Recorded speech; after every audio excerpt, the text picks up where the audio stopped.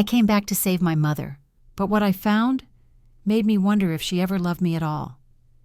If you've ever walked back into a childhood home and felt like a guest, if you've ever questioned whether family really means protection or possession, stay with me. You're not alone in this, because this story isn't just about betrayal. It's about a sister's lie, a mother's silence, and the day I realized I wasn't the only one they'd tried to break. I'm Sienna Vale, 32, freelance journalist, single mom. I live in Denver, or at least I did, before a phone call changed everything. But back then, I wasn't the woman you see now. I was just a daughter driving home to a mother who said she was dying and trying to believe it still meant something. The front porch still creaked the same way it did when I was 16 and sneaking in late. But the house? It felt heavier, like the air hadn't been let out in years. Dust hung in the sunbeams like secrets waiting to settle. The wallpaper peeled in thin, curling strips, faded flowers gasping for color, and Mom's antique clock ticked too loudly, like it was trying to fill in for someone who didn't talk anymore. I dragged my suitcase through the narrow hallway, brushing past boxes that hadn't moved in decades. Kael's little sneakers thudded behind me, his eyes wide. "Is this where you grew up?" he whispered. I nodded, but the lump in my throat made it hard to answer out loud. She wasn't in the living room or the kitchen. It wasn't like her to leave the door unlocked. I found her eventually, asleep in the sunroom, a fleece blanket over her lap. The oxygen machine beside her hummed steadily, rhythmic, almost peaceful. Except nothing about Maris's text. "She's getting worse. You should come before it's too late." Felt peaceful. I didn't wake her. I just sat, watched the sun press through the sheer curtains, and tried to pretend this was about love, not guilt. Later, unpacking in my old bedroom, I found it, buried under an old Afghan in the corner of the closet. A box, unlabeled at first, until I turned it and saw the handwriting. Private, Maris. I paused. My fingers hesitated at the edge, but something in me cracked open. Because I wasn't just a daughter anymore. I was a mother. Inside were letters, stacks of them, some yellowed, some fresh, all with one thing in common, my name, and not in kindness. I sat down on the bed. The mattress sighed beneath me like it remembered. I opened the top letter. Maris's handwriting was sharp, confident, but the words, they bled. "I've warned her bosses she's emotionally unstable. No one wants to hire a single mom with a kid like that. If she won't protect this family's name, I will." My hands trembled. The ink smudged where my thumb pressed too hard. A wave of heat rose up my chest and lodged behind my eyes. She had sabotaged me, and not just me, Kael. That phrase, a kid like that. My breath caught. She ruined me. I didn't realize I'd said it out loud. And now my son? I swallowed hard, my jaw tightening. A wind pushed against the window pane behind me, but it wasn't the sound of the wind that made my skin prickle. It was the creak. From the basement stairs, I froze. Kael was upstairs in the guest room, still unpacking. Mom was asleep. I stood up slowly, heart pounding in my ears, tiptoed toward the door and pressed my palm against it. Silence. Then another soft creak. Closer. "Hello?" My voice barely rose above a whisper. No answer. I reached for the box, snapped it shut, clutching it to my chest like it might vanish. Every instinct in me screamed, "Protect him!" I backed away, eyes on the hallway beyond the cracked door. I didn't breathe again until I locked my bedroom door and pressed my back to it. Someone had been there. Someone new. And not just about me. About Kael. About what I'd just found. That night I didn't sleep. I lay in bed beside my son, listening for the stairs. The wind. Anything. My arms wrapped around him tight, his breath soft and steady against my chest. They thought I'd come back to mourn, to make peace. But I'd just unearthed the first clue in a chain of rot that ran deeper than I ever imagined. And as I stared at the ceiling, heart racing, one question burned behind my eyes. Who was watching us? And why? The next morning, the sun came in pale and indifferent, painting soft shadows on the hallway walls. I hadn't slept much. Not after what I'd read. Not after the sound from the stairs.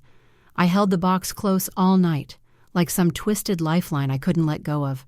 Kael was still asleep, curled up in the guest room. I stood in the kitchen, trying to coax life from the ancient coffee maker when I saw her, Maris, striding through the front door like she owned the place. Hair sleek, lipstick perfect, and that look in her eyes, like nothing had changed. She didn't smile, just set her designer bag on the counter and looked me over. "You made it," she said flatly. I forced a nod. "She's still sleeping." "Of course she is." Her voice was all sugar and stone. She didn't ask how I was, or how Kael was, just glanced at the pile of unopened mail on the table and started sorting through it like it was her own house. And maybe, in a way, it was. I wanted to scream. Instead, I poured coffee into a chipped mug and walked outside. The porch groaned under my feet. Somewhere down the block, a dog barked twice, sharp and mechanical.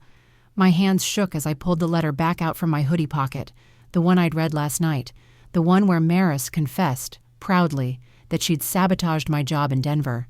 The bitterness burned hotter than the coffee. It wasn't just about me anymore. Inside the box, I had found another envelope, one sealed, heavier. I opened it now. It was from a law firm, addressed to Elowen, our mother. Inside, a complaint filed to the Denver School Board, anonymous, but full of vicious language, accusing Kael of behavioral instability. It cited multiple unverified incidents of aggression and a pattern of emotional disturbance stemming from poor maternal influence. I choked. The handwriting matched the note I'd found on the fridge back in Denver months ago, the one I thought was from a teacher. My fingers clenched so hard the paper crumpled. She'd gone after him, a child. He needed boundaries. A voice snapped behind me. I turned. Maris stood in the doorway, arms crossed, watching. "You went through her things," she said, eyes narrowing. "You framed my son," I hissed. "That letter wasn't for you. No, it was for the world, to destroy a little boy who did nothing to you." She stepped closer. Her tone dropped, sharp and calculated. "He's difficult, Sienna, and people talk. I simply confirmed what others already suspected." My jaw locked. My skin itched with rage. "You're projecting," I said quietly. "You've always needed someone to be smaller than you." Something flickered in her eyes, but she didn't respond. She just turned and walked back inside. I didn't follow. I sat on the porch and let the silence crawl under my skin like ice. I had one job in Denver, one dream, and she made sure it withered. Now she was doing the same to my son. But why? A gust of wind swept through the trees beyond the fence, shaking loose a few pine needles. And suddenly I was back there, 10 years ago, the night of the Journalism Awards. I had just won my first regional prize, Expose of the Year. I remember standing on that stage, trembling with joy. My heels wobbled, my palms were slick with nerves, but I smiled so hard it hurt. Afterward, I found Maris by the coat check. She was sipping wine, staring at her phone. "I did it," I said, breathless. She didn't look up. "Journalism's cute," she murmured, "but it's not law."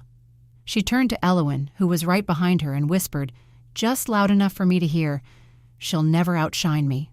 Not really." Back then, I laughed it off. I told myself it was her way of coping. Now I knew better. Maris didn't cope. She conquered. The next morning, I confronted Elowen. She was in her room, propped up on pillows, the oxygen tube gently hissing beside her. "I need to talk to you," I said, holding the letter out. She took one look and shook her head. "I don't want this in my house." "Elowen," I said, slipping into her old name the way I always did when I was hurt. "She wrote these. You knew. You had to." She looked away, eyelids fluttering like they were too heavy. "She did what she thought was best," she said faintly. "For who?" I demanded. "For your name? For your pride?" "She's your sister," she whispered. "You two need to work it out." I stood there, stunned. Her skin looked papery and pale. The smell of antiseptic clung to the bedsheets. She looked frail, weak. But her words, they sliced. She wasn't going to help. She never had. And suddenly something inside me cracked open. This wasn't just about the letters, or the job, or even Kael. This was about a family that chose silence over truth. That made comfort more sacred than justice. Back in the hallway, I passed the photo wall. Family portraits from every year. Maris in her graduation robes. Me half smiling next to her. But it was the newest frame that stopped me. A photo of Kael. His face was scratched out, not torn, Not removed, scratched, over and over, with a pen. My breath caught. I touched the frame. My fingertips grazed the jagged plastic. The ink bled from the photo into the glass, staining it. Who would do that? Who would hate a child enough to erase him? My stomach turned. This wasn't just about me anymore. This was about war. And as I stared at that defaced photo, one thought screamed louder than the rest. What did she do to my son? That night, I triple-checked every lock in the house, the windows, the back door, even the latch on Kael's bedroom, which stuck slightly from years of swelling in the frame. He was already asleep, soft breathing, curled under a navy blanket dotted with faded rocket ships.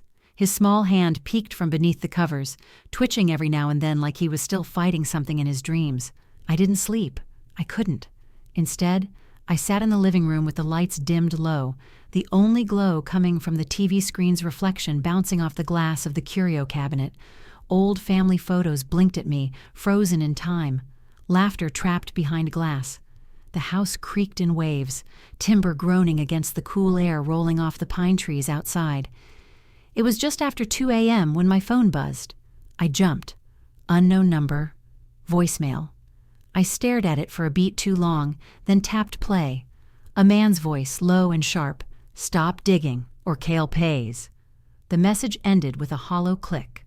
My chest went ice cold. I dropped the phone. It hit the carpet with a muffled thud.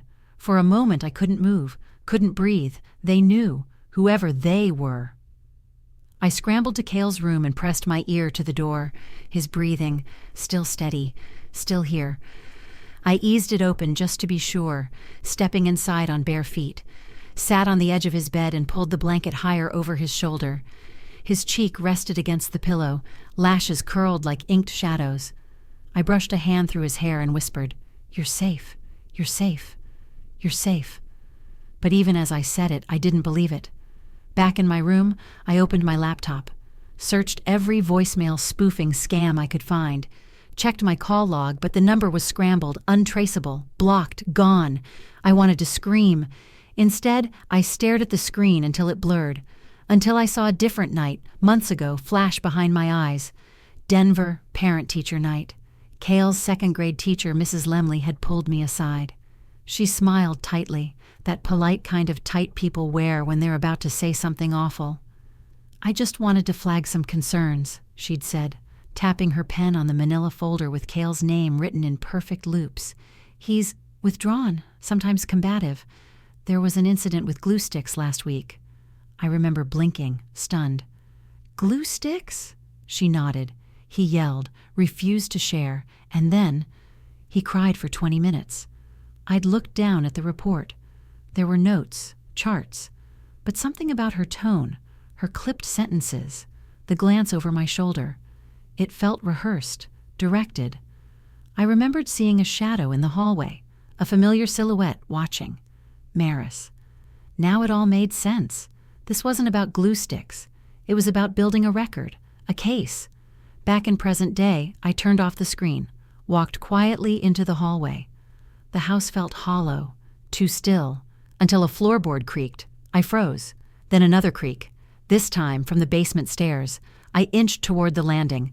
The old banister was cold under my fingers. "Hello?" My voice cracked. Silence. Then a rustle. I swallowed hard and flipped the stair light on. Nothing. Just the low hum of the boiler and the faint scent of mildew, old paint, and metal. But someone had been there. I could feel it like breath on the back of my neck. I didn't go down. I backed away slowly, heart pounding like footsteps on linoleum. When I turned, my phone buzzed again. A new message. Just coordinates. No words. I copied them. Opened my Maps app. They pointed to the edge of town, near the old Miller property, abandoned for years. I didn't recognize the number, but I recognized the pattern. This was planned, deliberate, and whoever sent that first message, they weren't just warning me, they were tracking me. By sunrise, I had bags under my eyes and every nerve stretched thin. Kael woke slowly, rubbing his fists into his eyes like a bear cub waking from hibernation. "Why are you up already?" he mumbled. I forced a smile. "Couldn't sleep." He looked at me like he didn't believe that, and maybe he shouldn't. I packed his lunch slowly. Peanut butter sandwich, apple slices, pretzels. Every motion felt fragile, like if I dropped even one, the whole world would crack open. As we drove to school, I noticed it. The whispers. The other kids huddled near the entrance. Parents giving sideways glances. One mom, blonde, Botox perfect, actually turned her back when I passed. Inside the classroom, Kael hesitated. "Mom?" he whispered. I knelt down, met his eyes. The same green eyes that used to stare back at me from baby monitors and bathtub mirrors. "Why do they hate me?" It took everything in me not to cry. I smoothed his collar, tucked a loose hair behind his ear. "They don't hate you, sweetheart. They just don't know the truth." He nodded slowly, but his shoulders sagged. I hugged him tight, longer than usual, long enough that the teacher had to gently cough and say, "We're about to begin." I walked out of that school like I was walking through molasses. Every step felt like it took something from me. When I got back to the car, I sat behind the wheel for a full 5 minutes before I could move. Then the phone buzzed again. This time a voice-to-text message. "You're in deeper than you think. Stop now." No name, no context. I gripped the steering wheel until my knuckles turned white. They weren't just trying to ruin me. They were trying to scare me into silence. But I've been quiet too long. As I looked at the school in my rearview mirror, one question formed so clearly it almost felt like it was spoken aloud. Is he safe, or is this just the beginning? The air was thick with fog the next morning, low and clinging, like the house itself didn't want to let us go. I stared out the kitchen window as condensation bled down the glass, my fingers wrapped tight around a chipped ceramic mug. I hadn't even poured coffee yet, just needed something to hold, something to anchor me. Kael patted in behind me, rubbing one eye and dragging his blanket across the floor. "Mom, are we going back to Denver soon?" he asked, his voice still raspy with sleep. My throat tightened. How could I explain that the place we left wasn't safe anymore, and neither was this one? "Not yet," I said quietly. "Soon, I promise." He nodded, but the way his shoulders sank, it felt like a lie carved straight into his bones. I dropped him off at school with the usual goodbye hug, but this time I watched him all the way through the gate, past the other kids whispering in cliques, past the one teacher who avoided eye contact, past the two parents who actually pointed at him as they walked their son inside. I gripped the steering wheel so tightly the leather squeaked. They think they know something. They think Maris was right. I wasn't sure if it was shame or fury blooming in my chest, but it burned the same. At home, I walked back into the kitchen and found it. An envelope tucked just inside the screen door. No address, no return label, just my name. In handwriting I knew too well. Inside, a copy of a formal letter. A notice of concern from the school district. It detailed growing behavioral disturbances and included a recommendation to begin evaluation for special services, including potential emotional support placement or transfer. At the bottom, the signature wasn't from Kael's current teacher. It was from someone named Cheryl P. Kane. Kane. Maris. My stomach dropped. I ran my fingers over the name, then again, as if I could erase it with skin and desperation. She'd done it. She'd pushed this through the back channels, leveraged her network to make a formal record stick.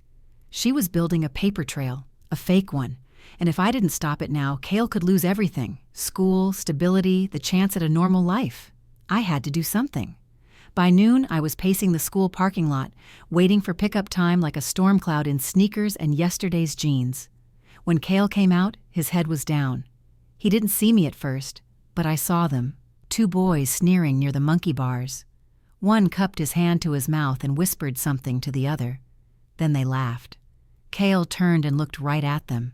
His eyes didn't flinch, but his lips pressed together and trembled, just slightly. He got in the car without a word. Back home, I made him grilled cheese and tomato soup, his favorite, but he barely touched it.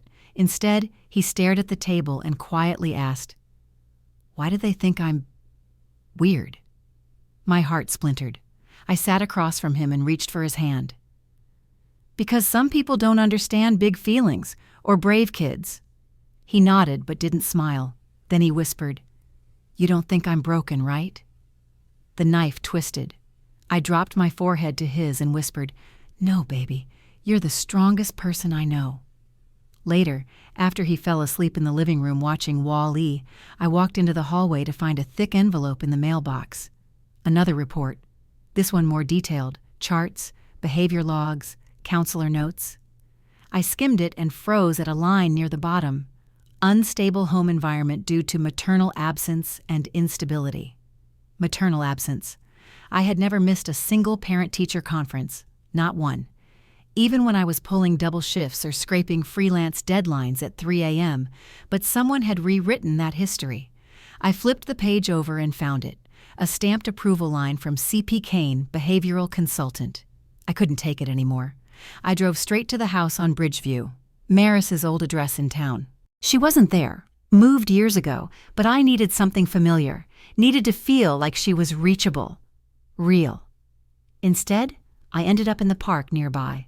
I sat on the cold bench for an hour, letting the wind slap my cheeks red. The same wind that once carried Kael's laughter across this field when he was 6, tumbling through autumn leaves, his tiny legs wobbling under the weight of a plastic lightsaber. That was the last time this place felt like home. I pressed my palms into my lap to stop them from shaking. I need proof. I can't let her win. Not like this. Just then, my phone buzzed. Block number. My chest seized as I tapped to listen. A voice I didn't recognize but somehow felt familiar. "You're looking in the wrong places. She's not the only one lying." Click. I froze. Who was she? Maris or someone else? I stood slowly, eyes darting toward the playground, toward the trees, toward anyone who might have been watching. But there was nothing. Only the fading light bleeding through the pine trees. Only the sinking feeling that this story wasn't just about Maris anymore. I walked back to the car and sat behind the wheel for a long time. The fog had returned, heavy, dense, blinding, and as I stared into it, I whispered aloud, almost to myself, where do I even start? I'd always believed schools were safe, neutral, places that sheltered kids from chaos, not created it. But then again, I used to believe a lot of things. The morning air was sharp as I walked Kael to the front gate. He clung to my hand longer than usual, his eyes scanning the sidewalk like he was bracing for impact.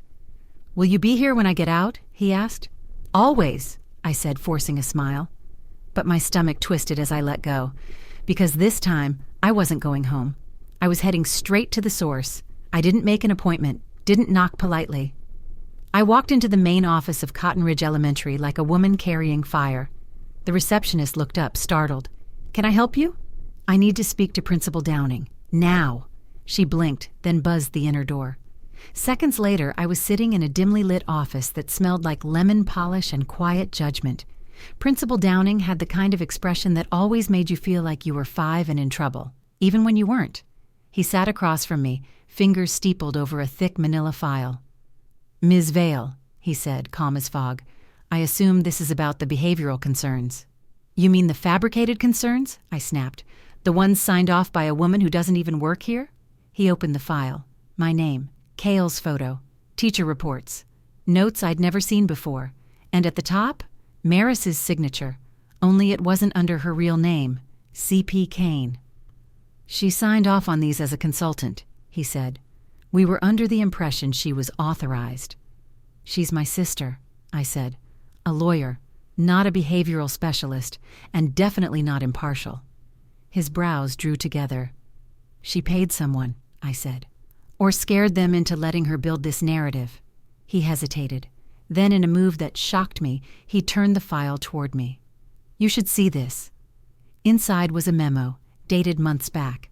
It was from the district office, a request to preemptively review Kael's behavior due to prior family concerns, citing emotional instability and maternal inconsistency.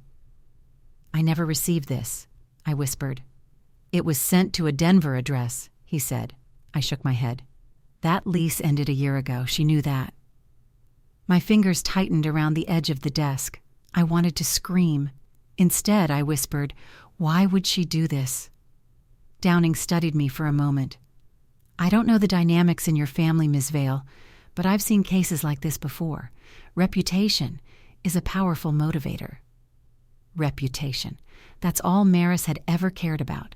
How things looked, not how they actually were. I left the office with a photocopy of the file and a rage that buzzed like static under my skin. Kael didn't say anything on the ride home, but he kept looking at me in the rearview mirror, like he could feel it, the crack widening.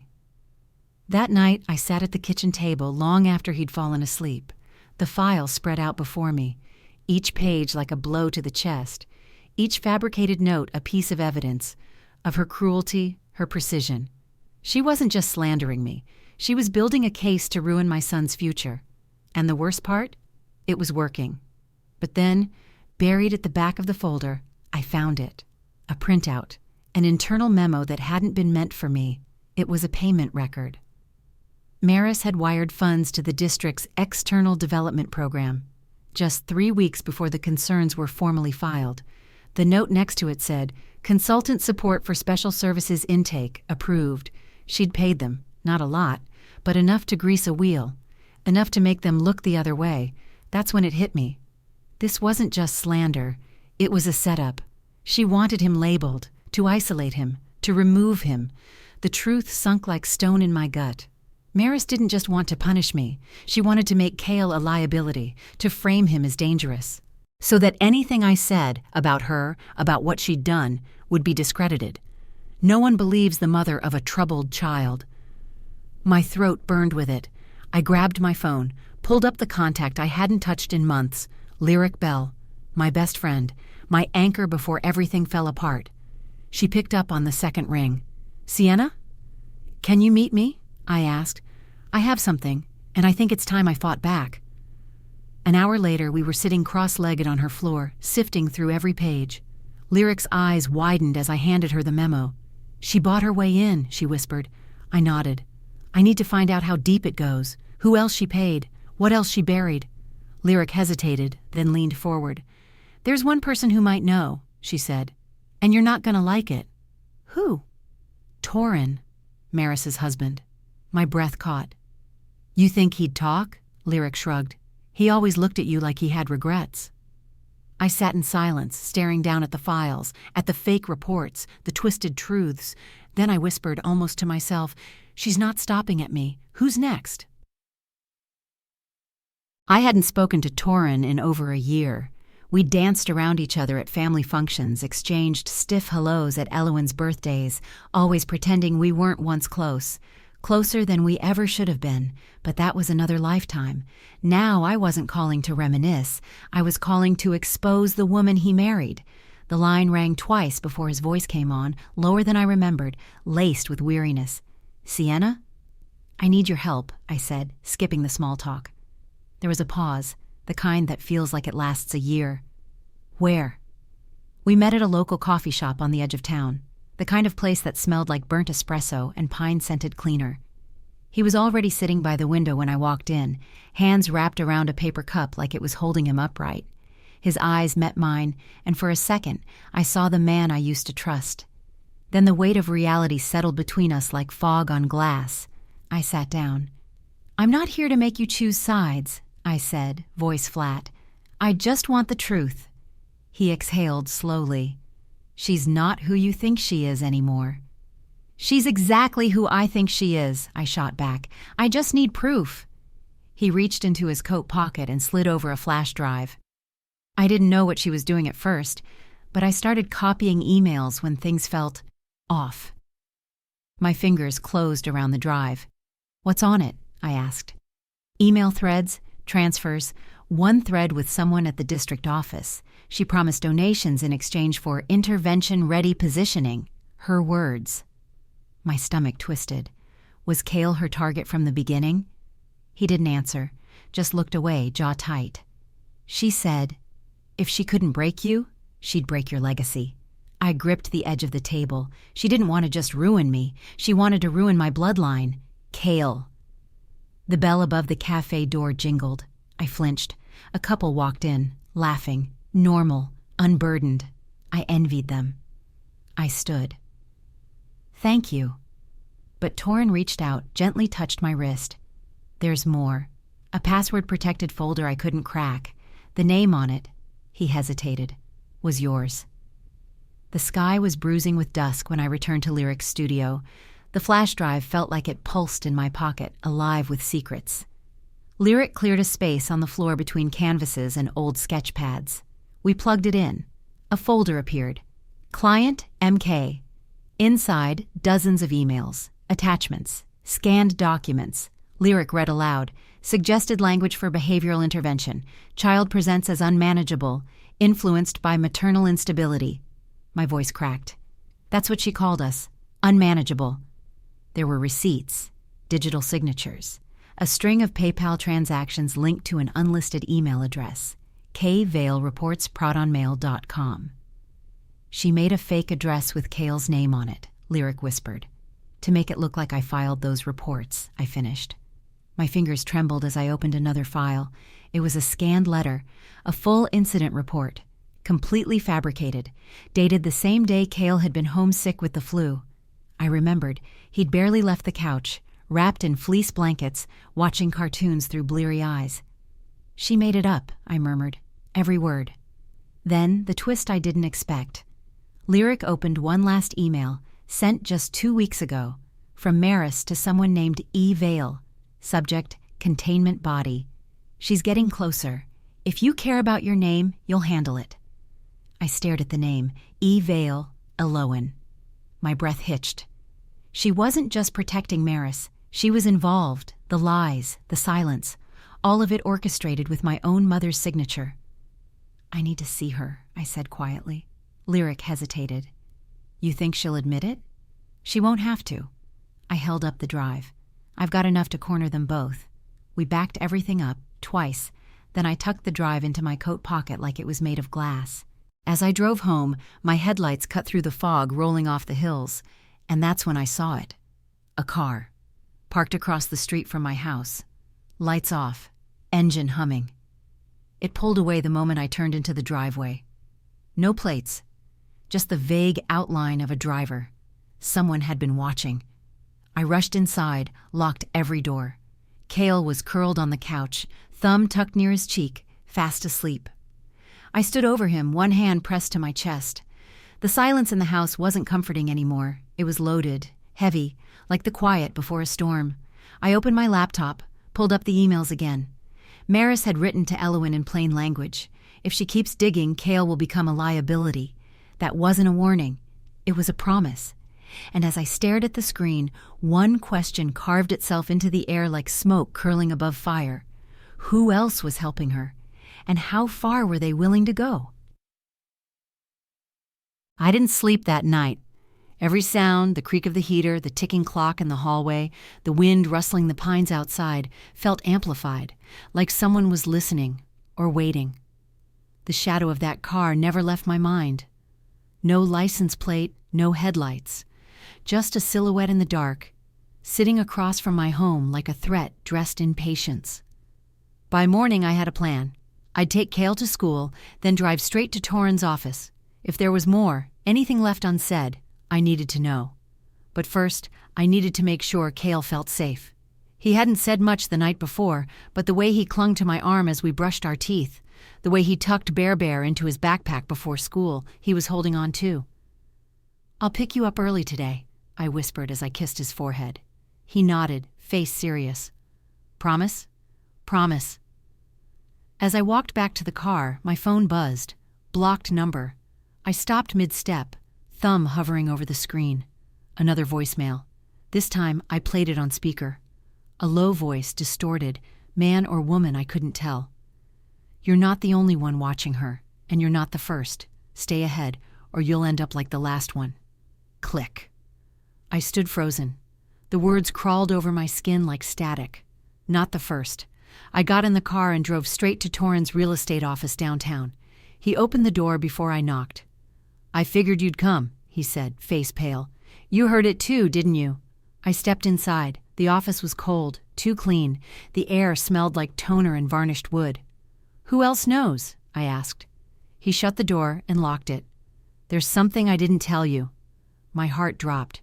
I didn't just find that folder by accident, he said. I was looking because someone else was before me. Who? He swallowed. Her name was Gabby, Maris's assistant. Intern, technically. Bright, curious. He sat down at his desk, eyes darting toward the window like he expected someone to be watching. She asked too many questions, started printing things, taking notes. And she disappeared last winter. They said she moved, left the program early, but I don't buy it. I felt the air leave my lungs. She left behind a notebook, he continued. Just one page was torn out. I saw the corner, had Kael's name on it. Rage bubbled just beneath my skin. I felt it coil through my arms, down to my fingertips. You think Maris silenced her? Torin looked up. I think she scared her into silence. Or worse. I stood up. Do you still have the notebook? No, he said quickly. It vanished. The same week Gabby did. A long silence stretched between us. Then I whispered, She's not covering her tracks anymore. She's burying them. I left the office, head spinning, heart pounding against my ribs like a warning bell. The fog had rolled in again, thick and low. I reached the car and paused, keys halfway to the ignition. Someone had been in it. The glove box was ajar, and a photo sat on the passenger seat, a printout of me, taken from across the street, carrying Kael. Red marker circled our faces, and beneath it, one word: enough. I dropped the keys. They clattered against the floor mat, but I barely heard them. They'd been watching us. This wasn't a game anymore. This was war. I drove straight to Lyric's place, hand shaking so hard I could barely knock. She opened the door with paint on her hands and worry in her eyes. You look like you've seen a ghost. They were in my car, I said, stepping inside. They left a photo. She shut the door and locked it.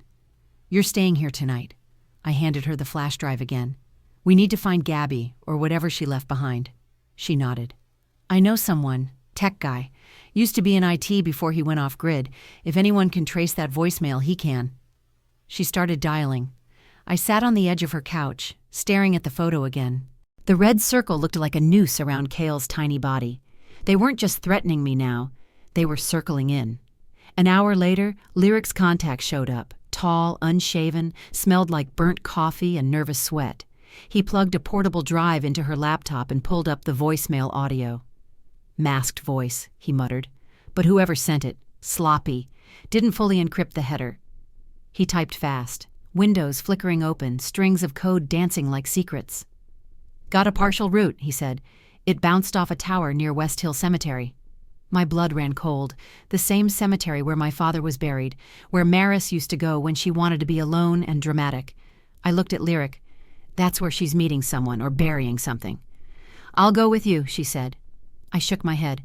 I need you to stay with Kael. Pick him up. Keep him safe. She nodded, lips pressed tight. As I walked back out into the fog, the wind bit at my skin. The sun was already disappearing behind clouds.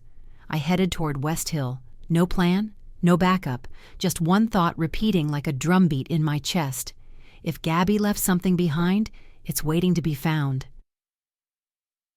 The air around West Hill Cemetery hung damp and heavy, like it had swallowed a storm and never let it go. Even in daylight, the place felt haunted, not by ghosts, but by things left unsaid. Gravel crunched beneath my boots as I followed the winding path toward the oldest section of headstones, the ones no one visited anymore, the ones the fog never seemed to leave. I stopped near the tree line, same spot where we used to have picnics when I was little. Mom would lay out a blanket, Maris would pretend to read, and I'd sneak off to trace names on the tombstones. Back then, it all felt mysterious, sacred. Now, it just felt like the last hiding place in a story full of traps. I scanned the area. Nothing. No fresh flowers, no movement, no clues. I almost turned back until I spotted it. A plastic container, half buried behind a weathered stone marked Gabby Lynn Preston, 2000-2022. She'd left something after all. Or maybe someone made it look like she had. I knelt down, palms slick with cold as I unearthed the box. Inside, a flash drive. A folded piece of paper with one line. If I disappear, she wins. Don't let her. My throat tightened. Gabby had tried. She'd seen something, maybe too much. And now, she was gone. I drove home gripping that box like a lifeline. At Lyrics, we plugged the drive in. Dozens of files, voice memos, screenshots, even a screen recording of Maris typing an email, eyes darting toward the door as she wrote, "Contain her, deny, delay, distract." Gabby had used her phone to record it over Maris's shoulder. She knew she was in danger, Lyric whispered. She knew everything. One recording stood out, tinny and rushed. She said the money came from Elowen, not her law firm. She said the family trust was the insurance plan. It'll protect us if Sienna explodes. Her words. I don't even know what that means, but I think Elowen's more involved than she pretends. The words hit like a blade to the gut. It had always been easy to believe Elowen was just passive, a coward, the kind of mother who shut her eyes and said, "I didn't see it because looking would hurt too much," but this was deliberate. That night, I went back to the house. She was in the kitchen when I walked in, pale and bundled in 2 sweaters, stirring chamomile tea with hands that still looked strong when they gripped the spoon. "You're late," she said, not looking up. "I wasn't aware I had a curfew," I replied. She turned then, slowly, and her eyes landed on the folder I laid on the table. "What's that?" "You already know." She said nothing. I opened it, spread the files out, screenshots, transfer records, even Gabby's voice clips. I let the weight of the evidence do the talking for me. "I know everything, Mom, about the trust, about the reports, about what you let Maris do." Her mouth tightened, lips trembling like she wanted to spit something cruel but couldn't find the breath. Finally, she said, "You don't understand what this family has been through." "No," I said. "I understand exactly what we've been through. I just didn't know you were signing the checks that kept it going." Silence. Then, "She came to me in tears, Sienna. Said you were unstable. Said Kael was suffering. That if we didn't act, you'd both be lost." My nails dug into the edge of the counter. "And you believed her." "She's my daughter." "So am I," I snapped. She flinched. "I did what I thought was right," she whispered. "I was trying to hold the family together." "You didn't hold anything together," I said, my voice shaking. "You helped her tear it all apart." Her shoulders collapsed inward. She lowered herself into the kitchen chair, like gravity had finally caught up to her. "I signed it all," she said quietly. "The fund releases, the behavior review request, the property transfer, all of it." I stared. "What property transfer?" She hesitated, then pulled out a worn folder from the drawer behind her. Handed it over. Inside, the deed to her house. Transferred into Maris's name 6 months ago, locked behind a clause. "If I'm declared mentally incompetent," she said, "Maris becomes my guardian. She said it was for my safety." I blinked, felt my knees nearly buckle. "She's planning to institutionalize you," I whispered. "Or me, or both of us." Her eyes finally met mine, and for once there was no defiance, only shame.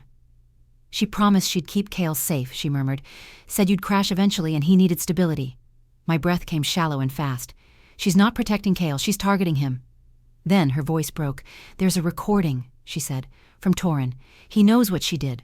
Maybe that will change things." My pulse quickened. "What kind of recording?"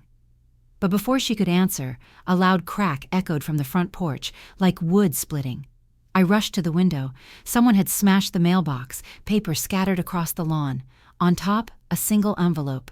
I grabbed a flashlight, ran outside, knees crunching through wet grass. The envelope was marked with one line, "Play this, and you burn with her." Inside was a USB drive. I turned back toward the house, the flashlight shaking in my hand, and all I could think was, what's on here? And who else knows I have it? The USB drive felt heavier than it should have. I turned it over in my hand, heart pounding against my ribs like fists on a locked door. "Play this, and you burn with her." I'd seen a lot, heard worse. But something about that line, it wasn't just a threat, it was a promise. I closed the front door behind me, locked it, then drew every curtain in the house. Kael was still with Lyric, safe, thank God. The screen glowed as I plugged the drive in. A single file. Guardian MP4, I clicked play. It opened on a grainy video, shot from a hidden angle. The timestamp placed it 2 weeks earlier. A family attorney's office. I recognized it by the oak paneling and brass lamp in the corner. We'd been there once, after my father passed, and there she was, Maris, sitting straight-backed in a navy blazer, eyes cold, voice composed. If Eloan's mental capacity is questioned, I'll assume guardianship. That includes access to the family trust, all properties, and the residual accounts. The lawyer nodded. Then he asked, "And if your sister, Sienna, objects?" Maris didn't even blink. "She won't be in a position to." My blood ran cold. The lawyer raised an eyebrow. "That sounds intentional." Maris leaned forward. Her voice dropped. "You've seen the reports, the school files, the behavioral notes. I've built the foundation. If it comes to court, she'll look erratic, emotional, neglectful. They'll side with me." She paused. "And if they don't, well, Kael's already showing signs. A private assessment will take care of the rest." I slammed the laptop shut. I couldn't breathe, couldn't think. I was going to be erased, and she was going to take Kael with me, and Eloan, our mother, had signed off on it all. I rushed back into the kitchen, pulled open drawers until I found the old will folder Eloan had shown me. My hands trembled as I flipped through the legal pages. Then I saw it. Clause 12b. In the event of cognitive decline, full medical and financial guardianship shall transfer to the next of kin deemed most stable by the Trust's overseeing council. Maris. She had planted the story, the records, the setup, and Eloan had let it happen. I drove straight to her house. No plan, no words, just heat and betrayal thundering through my chest. She was in the living room folding towels like we weren't drowning. I didn't knock, just dropped the file on the table and said, "You knew." She didn't answer. I took a breath, forced it past the lump in my throat. "You signed your life over to her. You let her write me off. You stood by while she buried Kael under lies." Still, she said nothing, until finally, quietly, she muttered, "You were never built for this family." I froze. "What?" "You loved too hard, spoke too loud, cried too much. You didn't know how to survive the way we do. Maris did." I staggered back like the words had weight. "You chose her," I said. "You always did." Her voice cracked. "Because she knew how to protect what we had. You wanted to blow it up." I laughed, a sharp, bitter thing. "You're damn right I did." I pulled out my phone, played the recording of Maris at the attorney's office. Eloan's face drained of color. "She said those things?" Her voice was barely a whisper. "She planned everything. She doesn't care about you, or me, or Kael. Just control." Eloan sank into the couch, one trembling hand covering her mouth. "She told me, if I supported her, she'd protect the trust, that she'd make sure Kael would be provided for." She lied. Silence stretched out, thick and suffocating. Then she whispered, "There's something else." I looked up. "A second will. One your father drafted before he died. It split everything equally between you and Maris, but she convinced me to bury it. Said you weren't stable back then." My hands curled into fists. "Where is it?" "In the basement, behind the cabinet. It's in the old safe." I didn't wait. I stormed down the stairs, each step a nail driven deeper into the coffin of whatever hope I had left for this family. The basement smelled like mildew and betrayal. I moved the cabinet aside, pulled up the rug, found the floor safe. The combination was still Dad's birthday. It opened with a heavy click. Inside, dusty folders, an old pistol. And there it was. Last will and testament, James R. Vale, dated 3 months before his heart attack. I flipped through the pages. Equal shares, no guardianship clause, no stipulations, just fairness. The paper shook in my hands. I heard movement upstairs. When I emerged, Eloan was sitting still, eyes unfocused, voice low. "I was afraid," she said. "She made me believe you'd ruin everything." "She made you afraid on purpose." She nodded slowly. "Then maybe it's time I stopped being afraid." I almost didn't hear her say it. "What?" She looked at me, eyes clear, for once, honest. "She'll come for you after this, but I'll help you stop her." That was the first time I'd ever believed her. We made copies of the will. I took the original. I was halfway down the driveway when my phone buzzed again. A new number. No words this time. Just a video. Kael. At the school playground. Alone. Watching other kids run. Then the screen flashed to black. A caption appeared. "TikTok." And just like that, the bottom dropped out of me again. She wasn't done. Not even close. The video of Kael on the playground played over and over in my head. his small frame, alone, his fingers tangled in the hem of his shirt. The way he glanced over his shoulder like he sensed something coming. Tick-tock. I didn't sleep. I barely blinked. By morning, I had everything packed. Documents, recordings, Gabby's files, the will, proof. All of it. Tucked into a folder like a sword ready for war. Because today wasn't about survival. It was about ending this. We met at the Vale family home. Elowen insisted on hosting the gathering. A neutral setting, she said. But nothing about that house was neutral anymore. Not the grandfather clock that had stopped ticking weeks ago. Not the dusty fireplace where family portraits used to sit. Not even the chipped tea tray Elowen carried into the living room, hands shaking just enough to give her away. Maris arrived last, perfect as always. Tailored blazer, hair pinned back like a battle standard.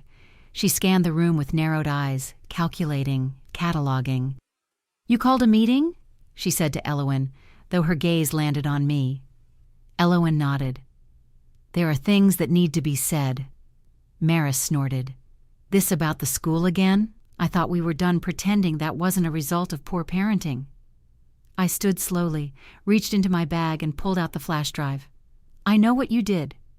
She crossed her arms, expression blank. "And what exactly is that, Sienna?" I handed the drive to Elowen, who'd seen it all already. Then I turned toward the old television console and connected my laptop. "You buried Kael in fake reports, paid off evaluators, used family funds to make me look unstable. Then, when that wasn't enough, you planned to declare our mother incompetent and seize control of the estate." Maris said nothing. The room filled with the grainy voice recording, the one from the lawyer's office, her own words, sharp and clinical. "She won't be in a position to fight." For a moment even Maris paled. Torrance, seated in the corner like a ghost, finally stood. "You lied to everyone," he said. "You used my name in letters I didn't write. You said you were protecting the family, but this isn't protection. It's possession." Maris scoffed. "You're all acting like I'm the villain for cleaning up the mess." "The mess?" Elowen asked quietly. Maris turned on her. "You let Dad hand everything to two daughters, one who was too weak to lead and one who would have burned the house down for a journalism blog. You think he chose right? He gave equal power to chaos." My voice cracked. "Kael is a child." "Kael," she sneered, "is a ticking time bomb, just like you were." The words punched through the air like glass. Silence. Then, from behind us, Kael's voice. "You said I was a what?" I spun around. He was standing in the hallway, Lyric behind him, frozen in place. I'd asked her to keep him outside. She tried, but he'd heard everything. His little face was pale. His bottom lip trembled. Kael," I said, kneeling, "you weren't supposed to hear." "I'm a bomb?" he whispered. Maris didn't flinch. "You weren't meant to be here." Kael blinked, then turned and ran. Out the front door, into the trees. I didn't think. I just chased him. The cold air hit my lungs like a slap. "Kael!" I screamed. "Come back!" Branches clawed at my arms. The sky had gone heavy with clouds. Wind howled through the pine needles above. I spotted him near the edge of the ravine, the one we used to sled down when I was a kid.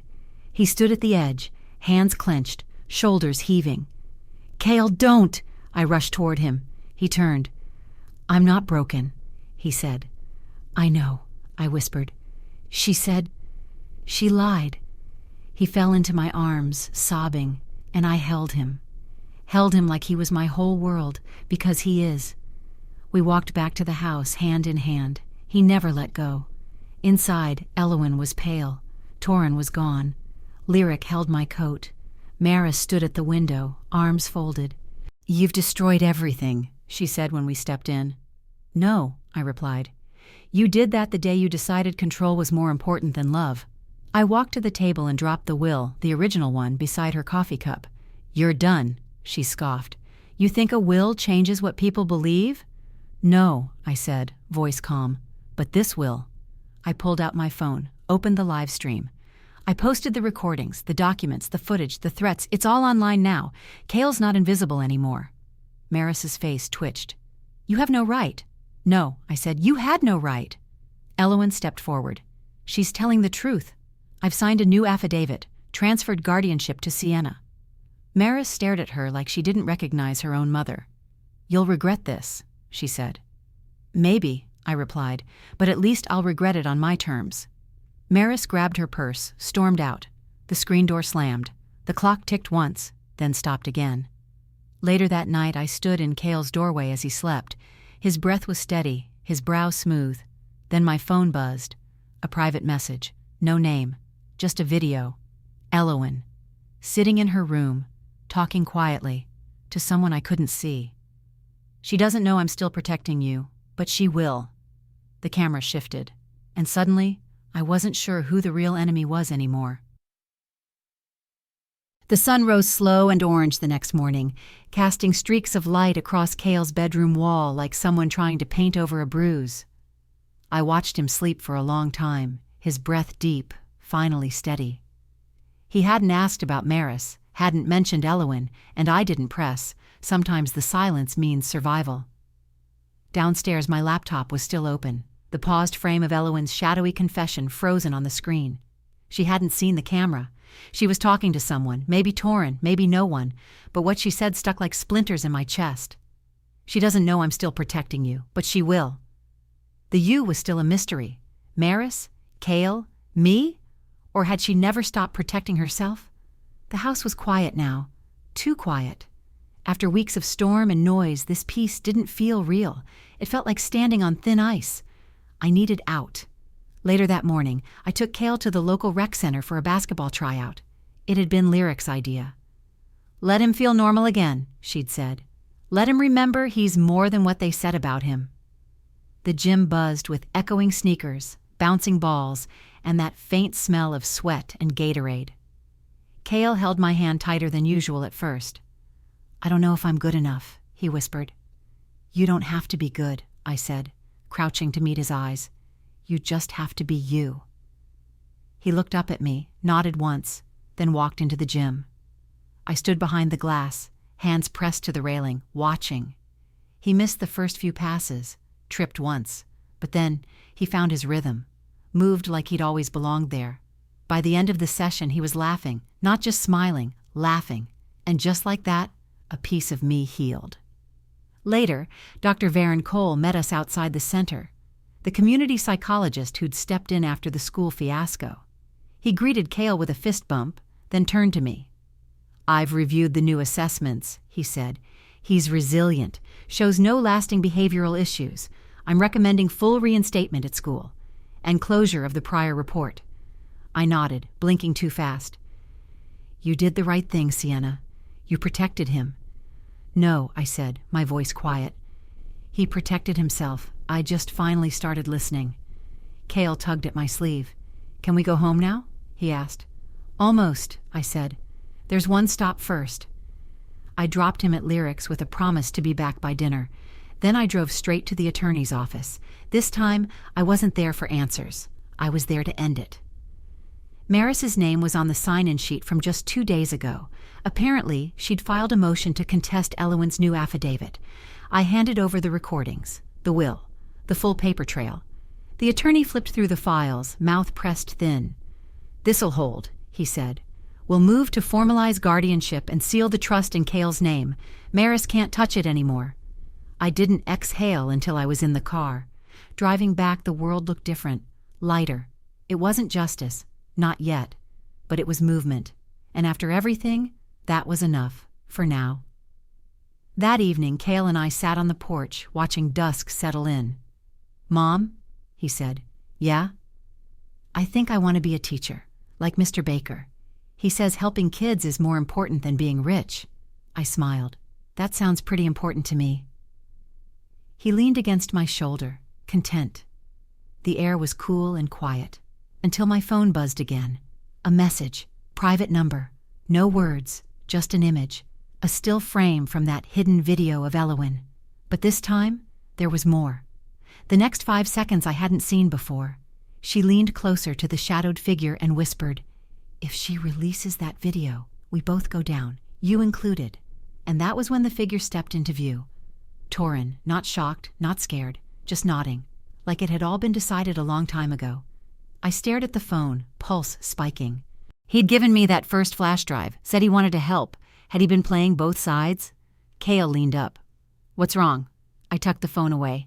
"Nothing," I said softly, "just one more thing I need to finish." Because now I knew. The war wasn't over. It had just gone quiet, and I had no idea who would be left standing when the silence broke again. I didn't sleep after seeing that video of Elowen and Torin. It played on a loop in my head, the way her voice dipped, the way his eyes didn't flinch. He'd stood in my living room, held my child's drawings in his hands, said he was helping, and all along, he was keeping Maris's leash in his pocket. The final betrayal wasn't loud. It was quiet, cold, calculated. I didn't tell Kael. Some things a child doesn't need to carry, even if the scars live in his name. Instead, I called the attorney and asked for a final meeting, this time with witnesses. 3 days later, the air outside the courthouse was sharp with October wind. Kael squeezed my hand, his tiny fingers warm inside mine. Lyric walked beside us. Elowen trailed behind, quiet, bundled in the same beige coat she'd worn to my father's funeral. Torin was already inside, and so was Maris. Her smile when I entered was all teeth. "You sure you want to do this, Sienna? You've lost everything once already." I looked at her, really looked. For the first time, she didn't scare me, because this time, I wasn't coming undone. I was coming with receipts. I placed the flash drive on the table, slid it to the mediator. On here are recorded conversations, financial statements, falsified school reports, and one notarized will signed by my father 3 months before his death. This, I said, turning to the room, isn't about revenge anymore. This is about the truth. The hearing lasted 40 minutes. 40 minutes of shredded lies and exposed secrets. Of Gabby's recordings. Of my voice, Kael's drawings, Elowen's signed confession. And when it ended, the mediator said it clean and final. The court recognizes Sienna Vale as legal guardian of Kael Vale, rightful trustee of the Vale family estate, and primary holder of the inheritance left by James R. Vale. Any and all claims filed by Maris Kane are hereby dismissed. Maris didn't speak. She didn't scream or plead or storm out. She just stood there, still, frozen in a life she no longer controlled. Elowen leaned toward her. "I believed in you," she whispered, "but I see now. You only ever believed in power." Maris's jaw tightened. Her eyes didn't move. And then she walked out. Later that evening, the 3 of us sat in Lyric's backyard as string lights blinked softly above us. Kael was chasing fireflies with 2 of Lyric's cousins, laughing like he'd never tasted grief. Elowen sat across from me, a blanket over her knees. "You were right," she said. "About everything." I stirred my tea, the spoon clinking against the ceramic. "You let her ruin a lot, Mom." "I know. She almost broke him." "I know that too." Silence stretched between us. Then she said something I never expected. "I want to amend the will, for good. Kael's name first, yours second, mine last." I looked up. She didn't meet my eyes. "I can't undo it, but I can step out of the way." It wasn't forgiveness, but it was closure. 2 days later, I uploaded the story. Every file, every whisper, every inch of the truth we'd fought to uncover. Not to shame Maris, not to humiliate my family, but so that no other mother or child would feel alone in the dark again. The video went viral within hours. Comments poured in from people who'd been silenced, sidelined, stained by those who were supposed to love them. And then something unexpected happened. A reporter from Denver Weekly reached out, said she'd read my post, said it wasn't just a family story, said it was a public story, a call to action on psychological abuse, forged documentation, custody manipulation, and she wanted to publish it under my name. I didn't say yes right away. I walked to Kael's school first, watched him from the edge of the playground as he taught a younger boy how to dribble, and in that moment, something inside me finally let go. The rage, the shame, the fear, all of it. I walked home with a new kind of clarity. We had survived. The truth had cost me almost everything, but it had given me back the one thing that mattered, my son's future.